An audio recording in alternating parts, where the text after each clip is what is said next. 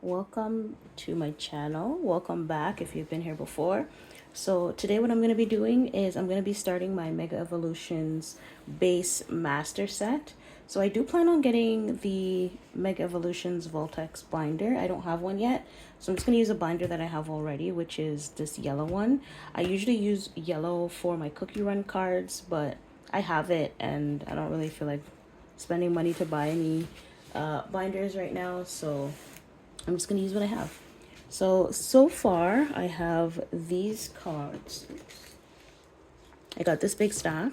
So I got these from a bulk buy that I did recently, and I had so many I decided, you know what, let me see if I have enough to start a master set comfortably, and I think I do, so I'm gonna do that. So the very first step that I've already done is I've just gone through and I've sorted them, and I sorted them before I had a binder, which is why I have them in a pile. Usually I wouldn't start sorting until I have the binder already, but I got a little nervous. I wanted to just sort it out early. So I'm just going to sleeve these cards and I'm going to start placing them in the binder.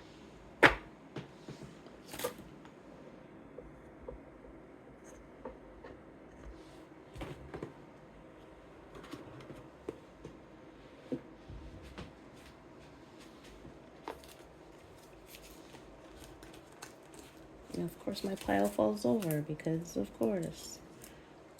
It's because some of the cards are sleeved already, and so it's just making this pile super slippery. I had them in a card box. Let me get my sleeves. I had them in a card box, and so I didn't realize how slippery they were. I think what I'm gonna do is I'm gonna sleeve and put it in as I go, just because I don't know how I would like stack them all comfortably without sliding all around if I don't. So I'll probably just leave a couple and then put them in. Oops. So one thing I decided recently is that I was no longer going to do master sets, and to be honest, the reason why is just because of the Mega Evolutions Ascended Hero set. So I used to master set Pokemon cards when I was younger, like when Pokemon first came out up until like mid-era. And then I took a break on it because I had other financial obligations. That's when I decided I was going to start my family, progress in my career, start some businesses, develop some life skills, that type of thing.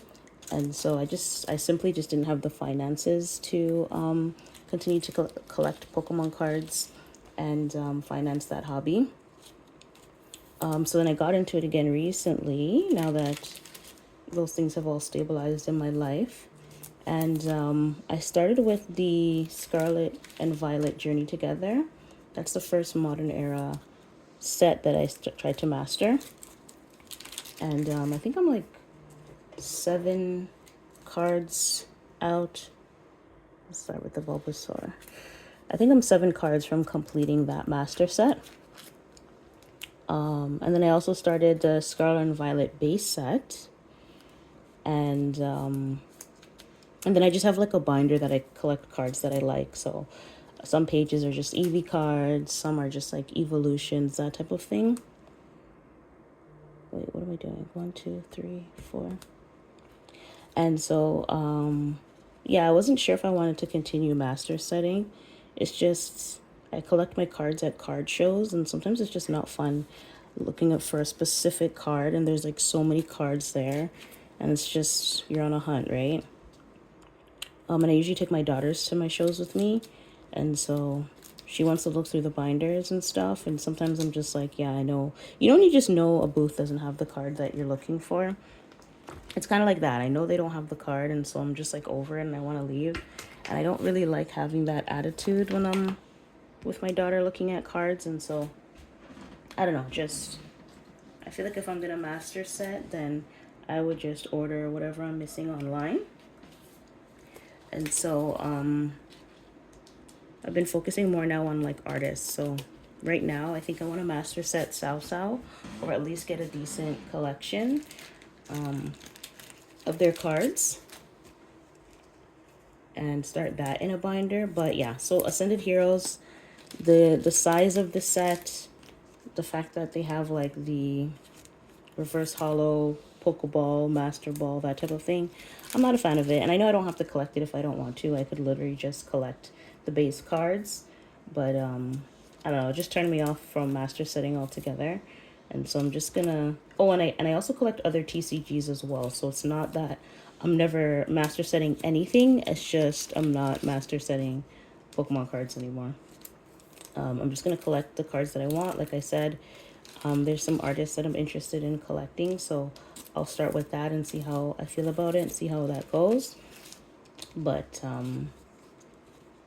yeah, I don't know why they decided to make Ascended Hero sets so big and so difficult to master set and difficult to even acquire. Like, it depends on where you are, but here where I live in Canada, like you're not getting any sealed product. And even if you are, like literally booster boxes for Pokemon are like $500 on launch. Like that's incredibly insane. And for those of you who only collect Pokemon cards or only know the Pokemon market, like the price of the, oops, my stack just like tried to fall over. For those of you that are only in the Pokemon card market or only know Pokemon cards, the card values don't match the booster box. Like it never makes financial sense to buy a Pokemon booster box. And it's simply not true for other TCGs. So, for example, Grand Archive, which I have the box right here, okay? So let's say Grand Archive TCG. Inside a booster box, you're guaranteed two to three hollows, one ultra rare, and like 3 or so SRs. Okay. And the ultra rares, of course, it depends on like what set. This one in my hand is Phantom Monarchs. The ultra rare cards, let's say there's literally one that's like $4, but the others are usually like $20 or something like that. Okay. The foils sell for around the same, like $20. So if you're trying to collect cards, whether you're playing or master setting or collecting, it always makes financial sense to get a booster box because you're going to get that ultra rare, you're going to get those foils, and then you could actually trade and sell them if you're interested.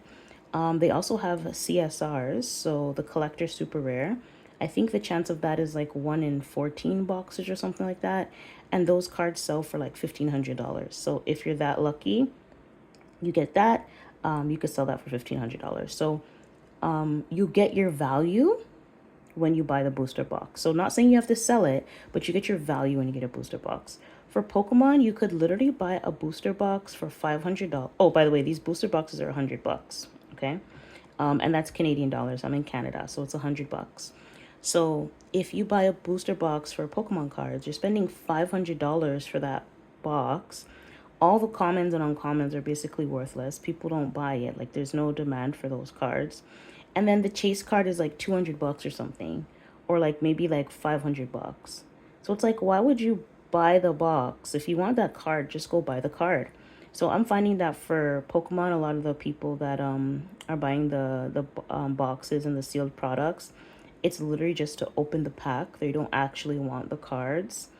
But I actually want the cards. So for me, it doesn't make sense. And so I usually will just buy the singles or like a bulk card lot if I'm going to attempt to master set, because again, the common cards, uncommons, even like the rare hollows, they're not worth much. When you go to trade shows, you're not going to find them. The vendors don't find the point of putting them on the table because they're just going to sell it for pennies, right? And why would you sell a common card for 25 cents when you could sell, I don't know, a Charizard or something, and make like $100 off of one card? Like, it just doesn't make sense to keep it on the table, which I get, but that's just why I'm not going to be master setting Pokemon anymore. I'm just going to pick up whatever cards I like, have some themed pages, and that's that. But in saying that, I am going to continue to master set other TCGs that I collect. I'll probably post a video shortly showing my collection so far of like the other TCGs that I collect. So if you don't know, I also collect Cookie Run, Bravers, TCG and Hololive, as well as Grand Archive that I just showed you. So I also play the TCGs that I collect. Not to say I'm good at it, but I play the TCGs that I collect.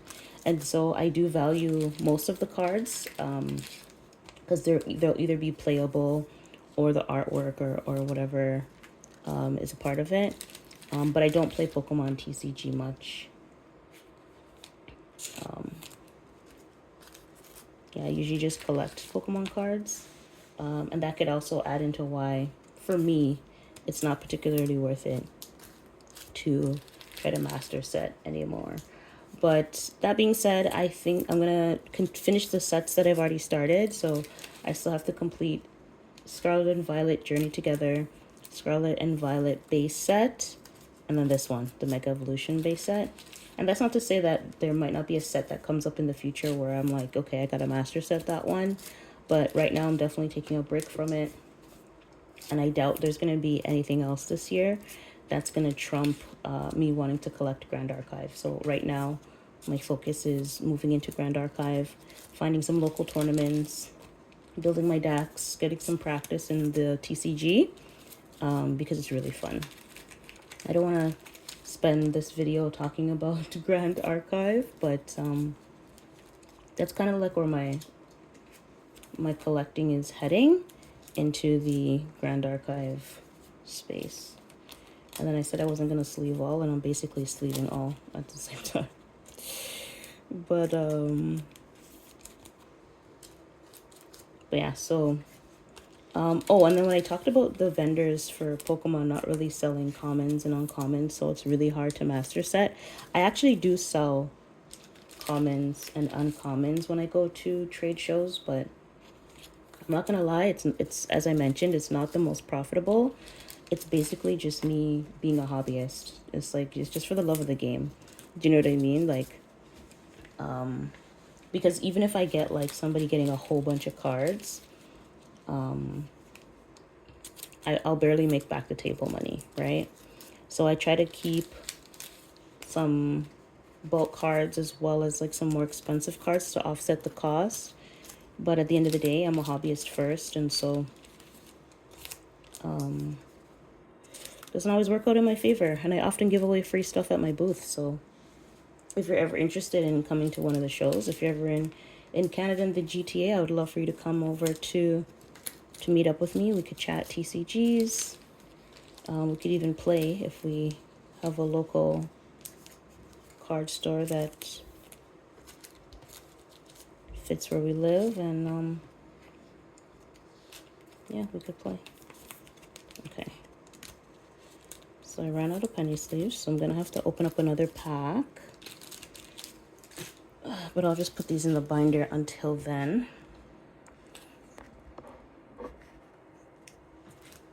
So we got Chikorita, 8, 9, Bayleaf.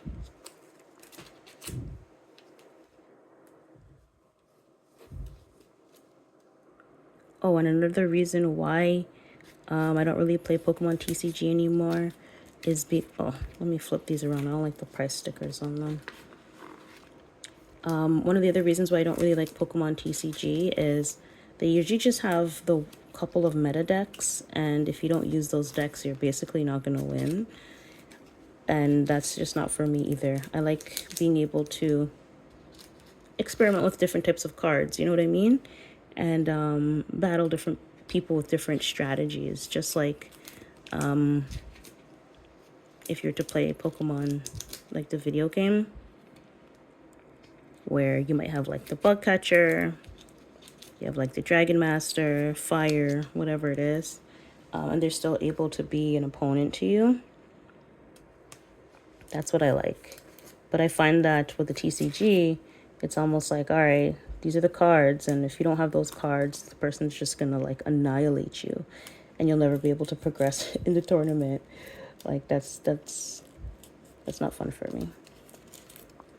And I don't think Pokemon's doing anything to change that either. They're just reprinting the same cards over and over in terms of like trainers and such. So I think that's that.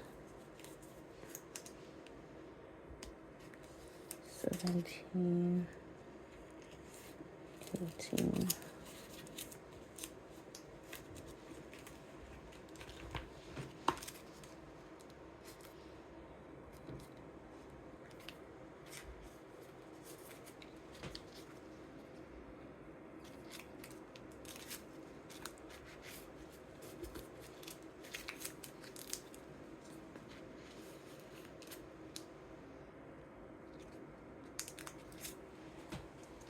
To be fair, I think if I played locally, I'd experience more diversity in the types of decks that people play with.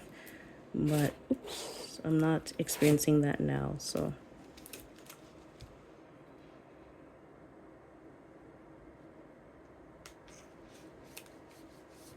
I almost messed up the count.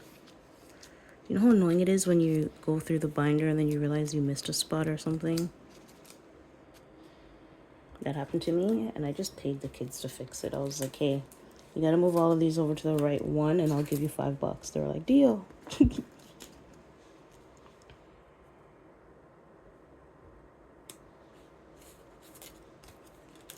I actually have more in this set than I thought I did, which is really good.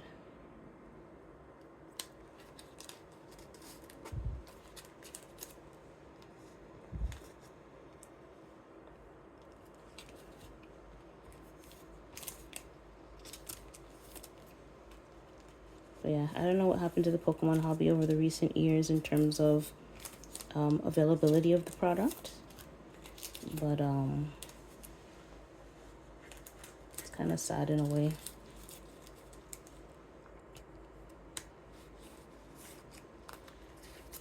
Like, I'd love to be able to just save my money and purchase whatever I'm trying to get for my hobby, you know what I mean?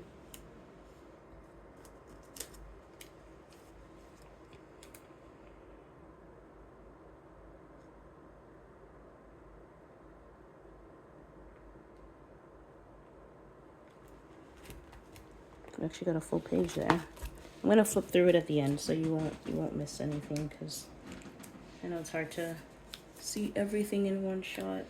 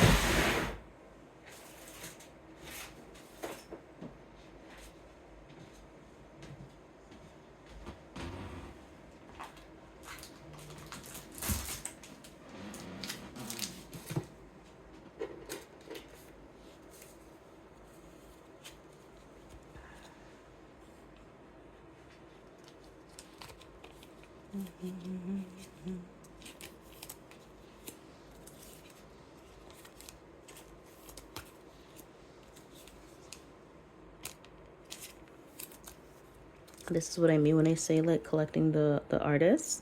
So like Tomokazu Komiya. I don't know, I just feel it looks really cool. And even this card.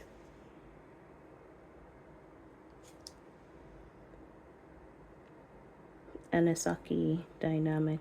I think that's a company maybe.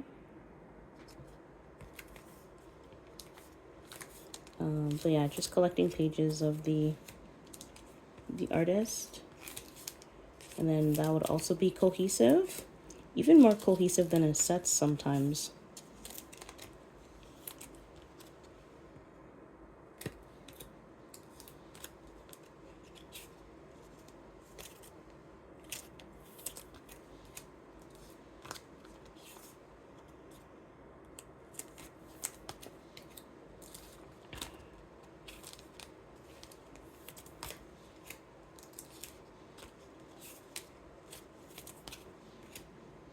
I know Pokemon would never do it, but I was literally thinking the other day that they should have like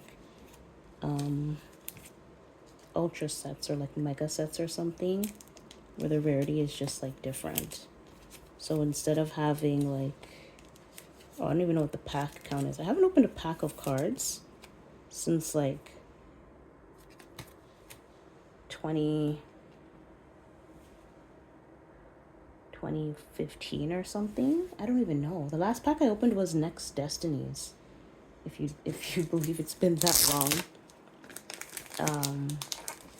That's the last pack I opened. It was the next Destiny set.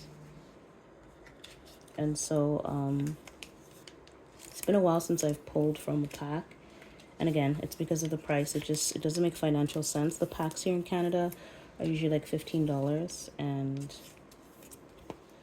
let's just say you open a pack and you don't get any chase card, like you just get the commons, uncommons, and a regular holo, you wouldn't even be able to sell it. Like, you pretty much just lost out. And for one pack, it's not a big deal, but then multiply that by like how many packs you're trying to open, and you're better off just getting this single. But yeah, so they should have some type of ultra set where the rarity is different than the rarity allocation is different than the regular pack. So maybe something where it's like an ultra set, but it doesn't have any commons and uncommons in it. And I understand that they wouldn't be able to have that for their regular set. So like they wouldn't be able to have, let's say, Ascended Heroes ultra packs because it would mess with the rarities.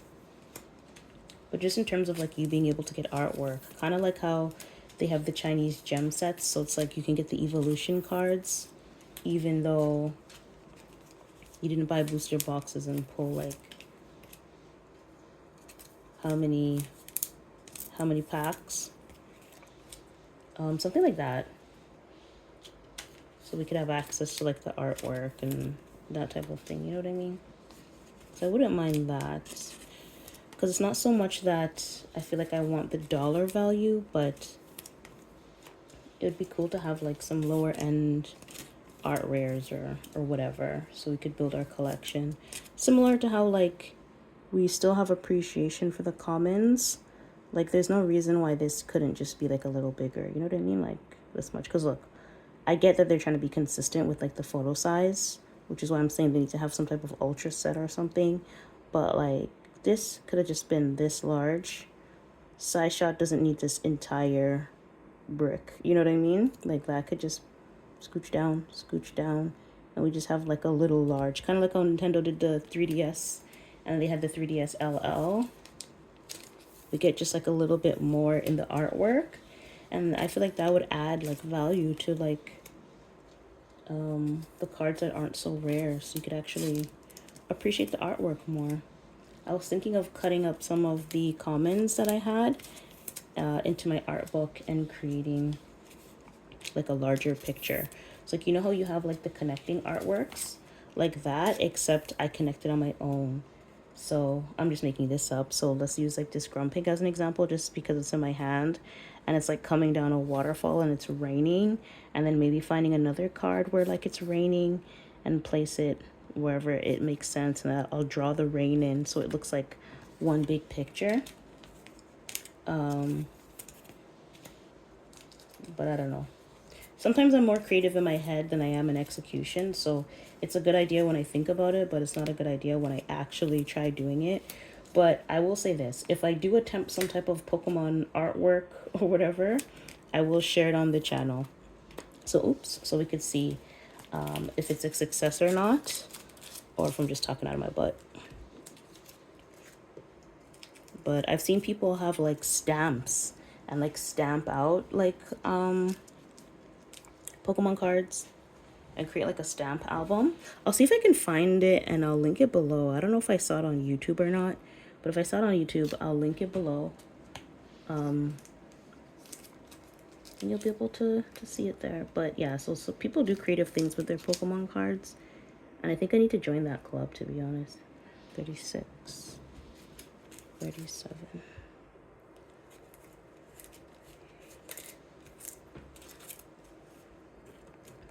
And the energy cards as well. Like finding creative things to do with like the energy cards. It breaks my heart when I see people throwing away the energy cards. Like, you know what I mean? Like, I don't know.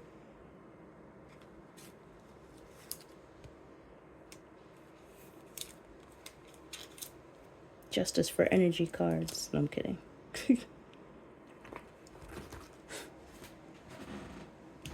But yeah, you could always just give them away for free if like you're not interested in them.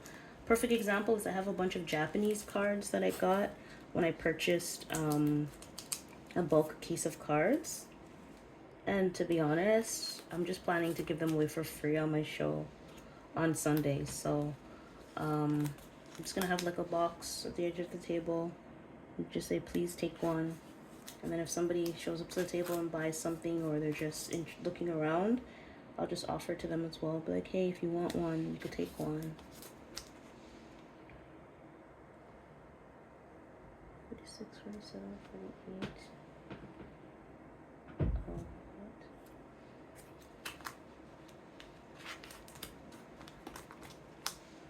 what? Uh-oh, a card got mixed up in the wrong spot and it's confusing me. Okay, got it.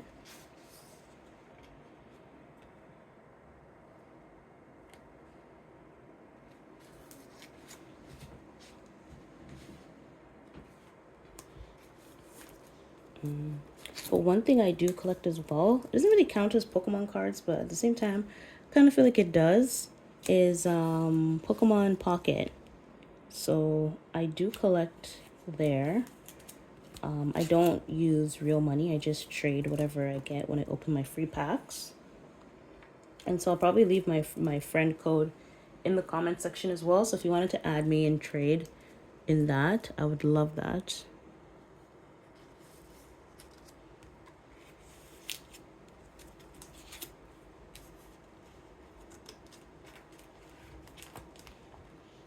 It is last thing 54.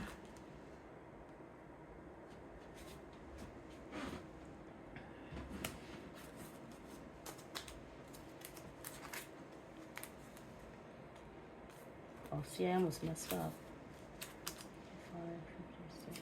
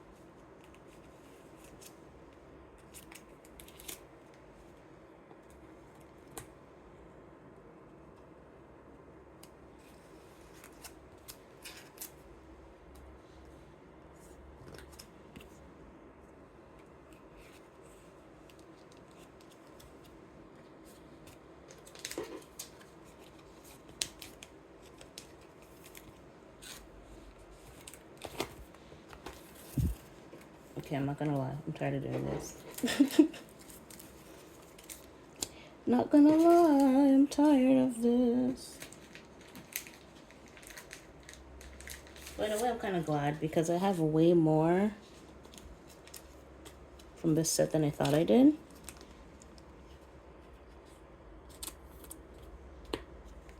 Of course, in terms of commons, uncommons, rares, I don't think I have any EXs.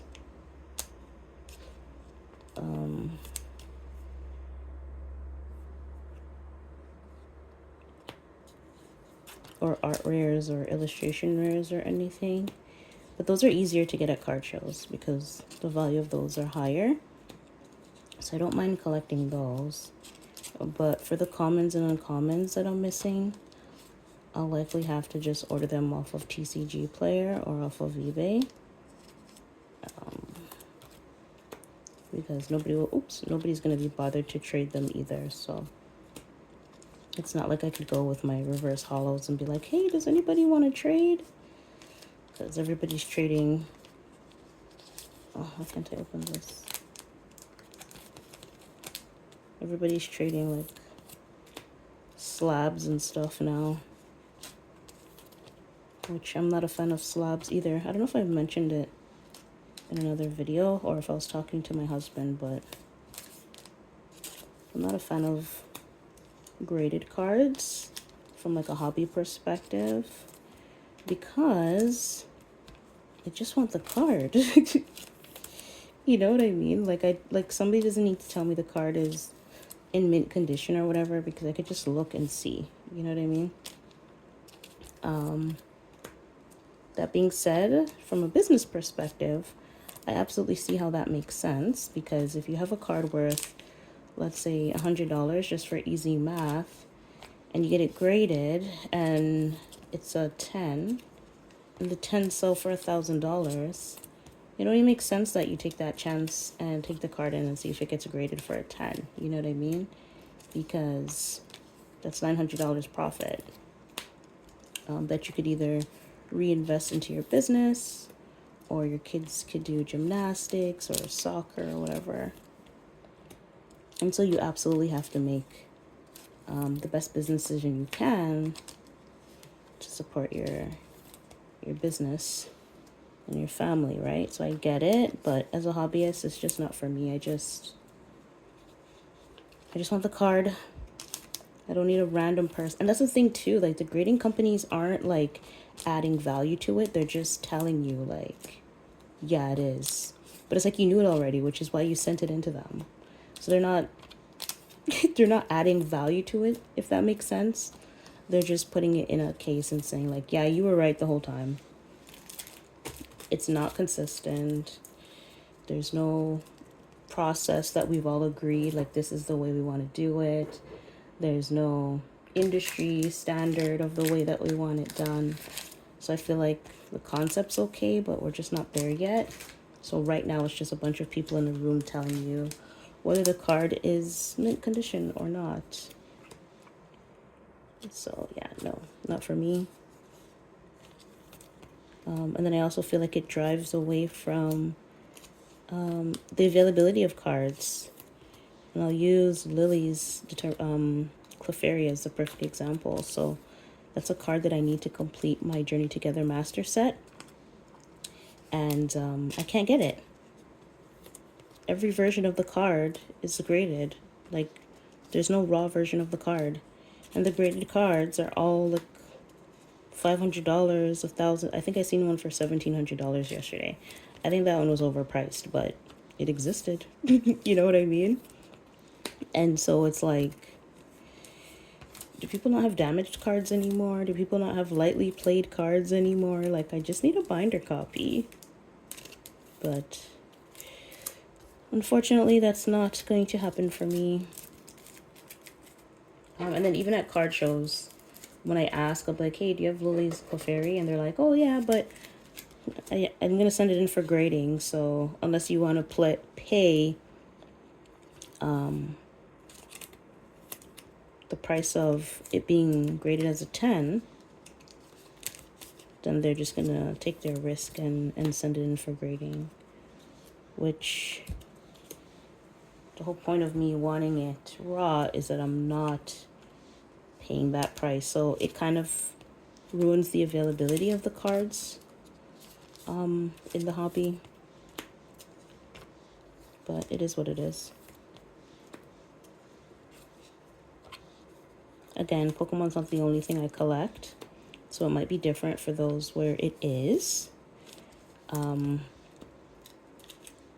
Because the amount that it would take to master set would be different, right? Because if it's the only card set you're trying to master, every time you go to a trade show, for example, you'd just be looking for the one thing. And you'd have months to complete it because what's the Pokemon release schedule. Is it every 3 months? So you basically have 3 months to collect the set. And let's say it costs about 500 a month. No, it's probably more than that because usually the chase card's like 500. So let's say it's like, I don't know. Oops.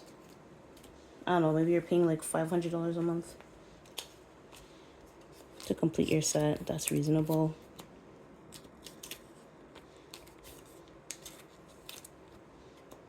But it's not for me because I still got Grand Archives Ultra Rares to get, and I still got Cookie Run Princess Cookies to get.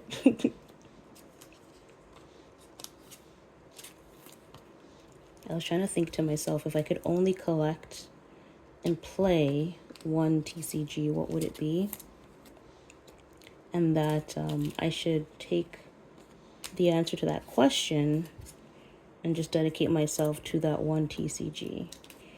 But then I was like, you know what? This is not a career. It's not like I'm deciding where to go to university or where to invest for like a big business plan or something. Like, it's just my hobby. So as long as I have the funds for it, I'll continue to collect like a crazy person. And to be in all honesty, if I was rich, I'd collect even more TCGs. Like, my cousin plays Digimon and my brother plays Digimon and Gundam, I think. Oh my gosh, no, I can't remember who plays what, but between the two of them, they play Digimon and Gundam. But I already collect and play so many TCGs that I'm like, it doesn't even make sense that I do more. And then my husband was like, oh, it's so random that you don't collect or play Magic the Gathering, and that's like the biggest TCG. And I mean, he's not wrong. Like, there's no reason why I don't.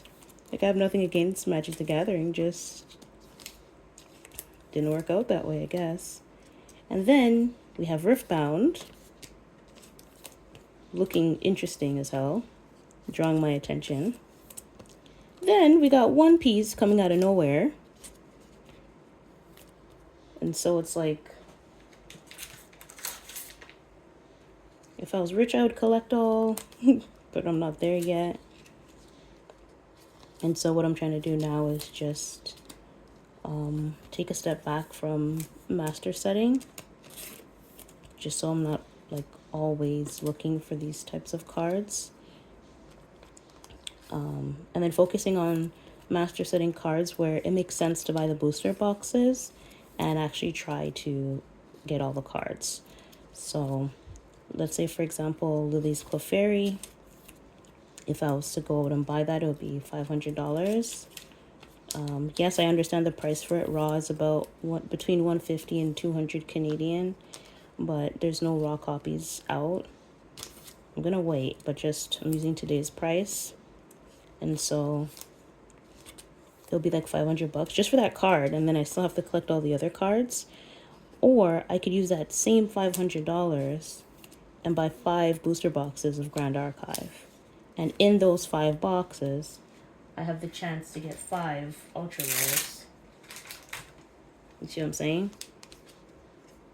So just right now it doesn't make financial sense. And I can't buy Pokemon booster boxes because, as I mentioned, it doesn't make sense financially.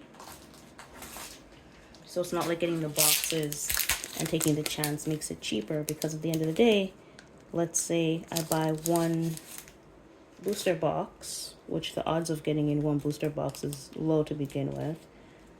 1 booster box is $500, and statistically, Lily's Clefairy is not going to be in there. So, it's sad, but it is what it is.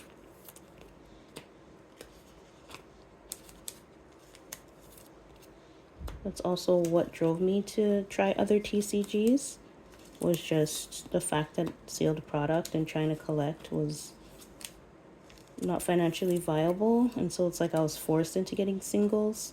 And we all know buying singles is not as much fun as being able to open a pack and see what you get, take that chance in hopes that you'll pull something cool. And then the feeling when you do, right? And so I had to move to other TCGs. And because of that, Pokemon to me is losing the hype that I once had for it. So I'm just gonna switch direction with it and just collect like the cool cards, you know what I mean? Like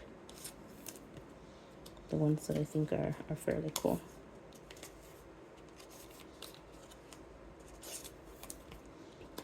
Okay, finally done sleeving them. And I did have an EX. It's a Mega Manectric. And this is a card my daughter actually bought, and she gave it to me for my set because she's the best. Okay. So now I just gotta put these in, and then the final flip through. So we're at 67.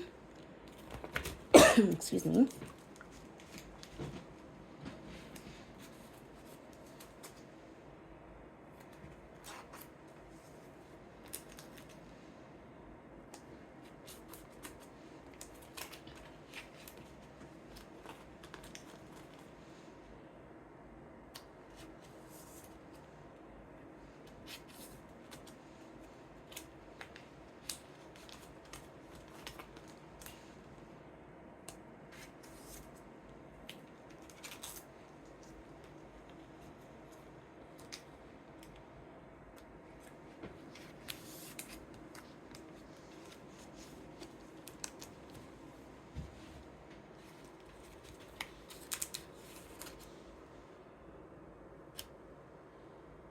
Sometimes I have to like tilt it to see which one is the reverse hollow.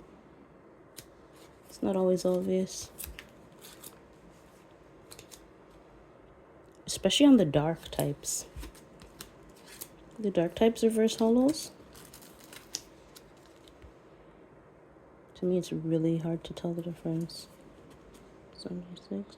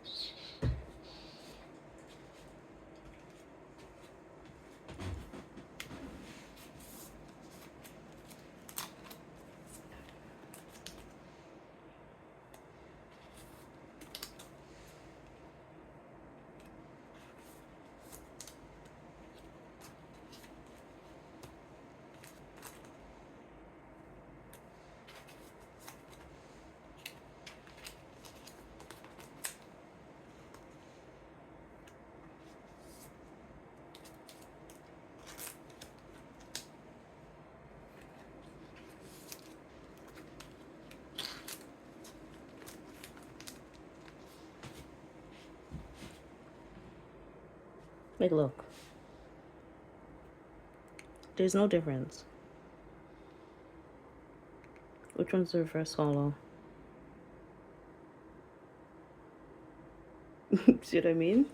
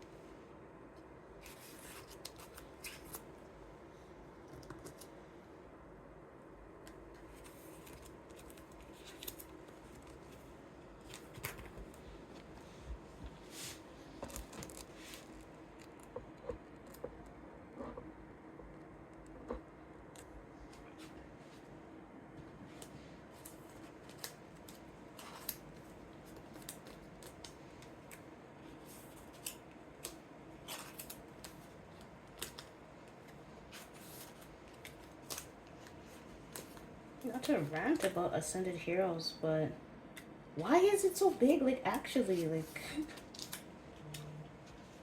I don't know whose idea that was, but big sets are never good. Unless it's for the game, like the TCG. You know what I mean? Then it makes sense.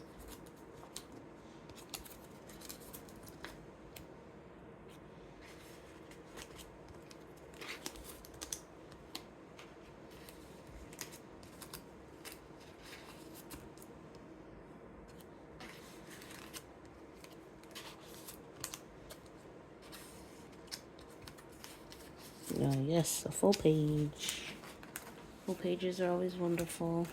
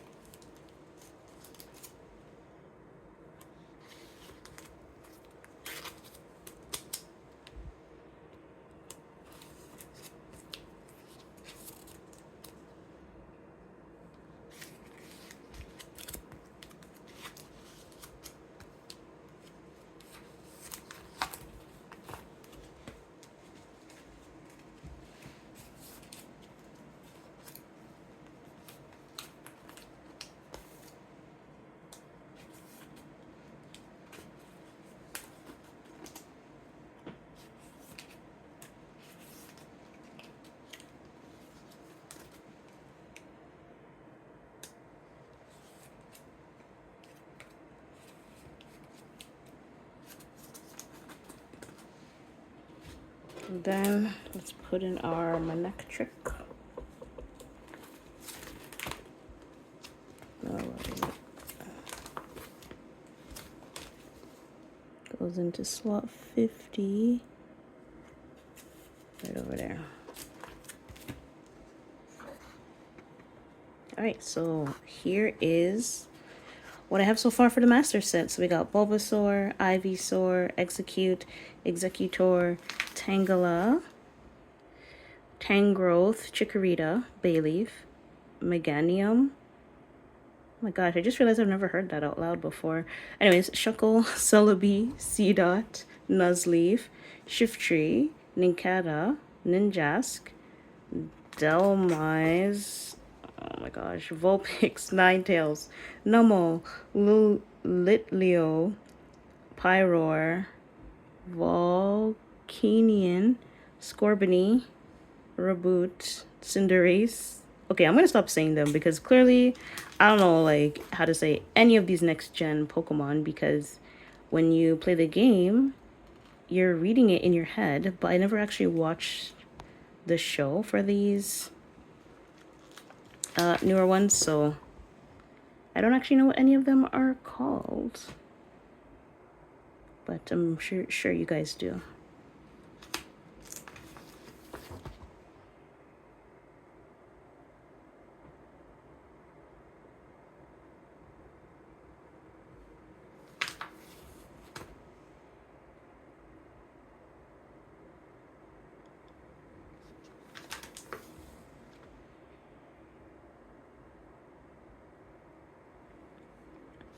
So yeah, I'm just going to continue on my master sets that, for Pokemon, my master sets that are incomplete, complete those, and then I'm going to take a break from master setting. And master setting means different things to different people. To me, master setting is just collecting all of the cards that you can get from the booster box. So I don't include any promos when I say master set. So it's basically just all the cards in the set, including the reverse holo versions of those cards.